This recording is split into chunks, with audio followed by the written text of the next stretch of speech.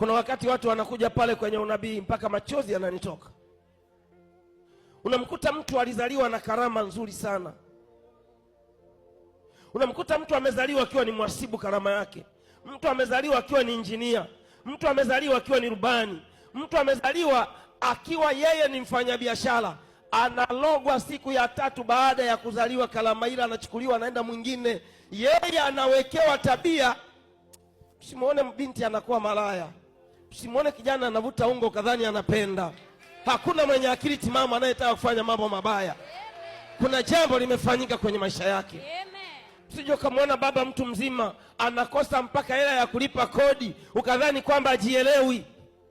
Usije ukamwona baba mtu mzima anakosa mpaka hela ya kusomesha watoto wake ukadhani hana akili ya kutafuta hela. Akili ya kutafuta hela anayo, lakini kapakwa mavi katika ulimwengu wa roho. Kapakwa kinyesi katika ulimwengu wa roho. Ukipakwa kinyesi katika ulimwengu wa roho, ukipakwa matope katika ulimwengu wa roho, ukiharibiwa katika ulimwengu wa roho, mahala ambapo unakwenda kufanya kitu wenzako wanafanya kitu wanafanikiwa, ndipo mahala ambapo wewe ukienda unaishia vita.